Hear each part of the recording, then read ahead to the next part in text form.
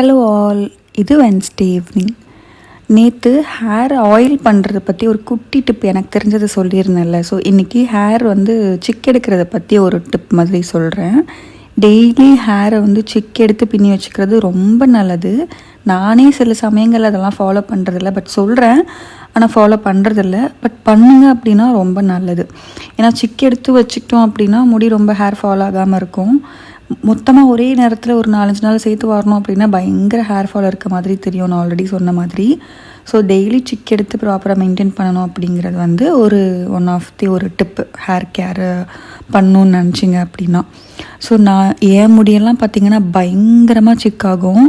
ஒரு நாள் விட்டாலே அப்படியே ஒரு மாதிரி முடிச்சு போட்ட மாதிரி ஆயிரும். ஒரு முடி இன்னொரு முடி முடிச்சு போட்ட மாதிரி ஆயிரும் என்னோடய முடி. ஸோ நான் மேக்ஸிமம் கையிலேயே எடுத்துருவேன். சீப்பு தான் யூஸ் பண்ண மாட்டேன் சோம்பேறித்தனத்தில், பட் கையிலேயே சிக் எடுத்து பின்னி வச்சுக்க ட்ரை பண்ணுவேன்.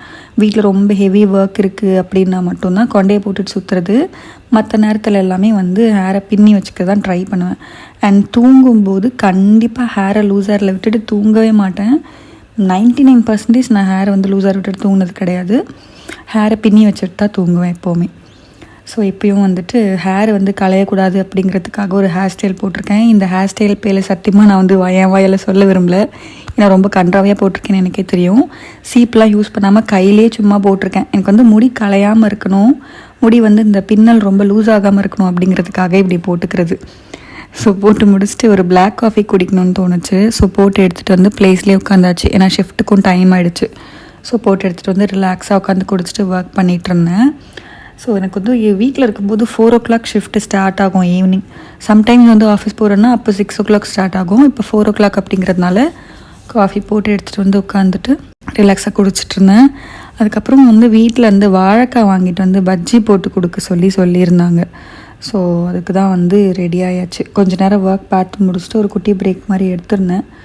ஸோ அதிலே வாழைக்காய் பஜ்ஜி பண்ணிடலாம் அப்படின்னு சொல்லி வந்தாச்சு. எப்போவுமே குக்கிங் எனக்கு பொறுத்த வரைக்கும் குக்கிங் பண்ணுறதுக்கு கொஞ்ச நேரம் தாங்க ஆகும். ஆனால் அதுக்கு செய்கிற ப்ரிப்ரேஷன் இருக்கே அப்பா, அது பண்ணுறதுக்கு தான் ரொம்ப டைம் எடுக்குது. காய்கறி கட் பண்ணுறதா இருக்கட்டும், இல்லை இந்த பேட்டர் ரெடி பண்ணுறதா இருக்கட்டும், இதுக்குன்னு மட்டும் சொல்லலை, இன் ஜென்ரலாகவே எல்லாத்துலேயுமே ப்ரிப்ரேஷன் பண்ணுறதுக்கு தான் பயங்கர டைம் எடுக்குது. குக்கிங்லாம் சட்டுன்னு பண்ணி முடிச்சிடலாம். அதுவே நான் இவ்வளோ நாள் கழிச்சு இப்போ தான் கண்டுபிடிச்சிருக்கேன் போல இருக்குது. இந்த மாதிரி ஒரு வீடியோஸ் பண்ணிவிட்டு எடிட் பண்ணும்போது தான் எனக்கே தோணுது ஆமால அப்படிங்கிற மாதிரி. ஸோ நானும் சீக்கிரமாக செஞ்சு முடிச்சுட்டு சாப்பிட்டு முடிச்சாச்சு.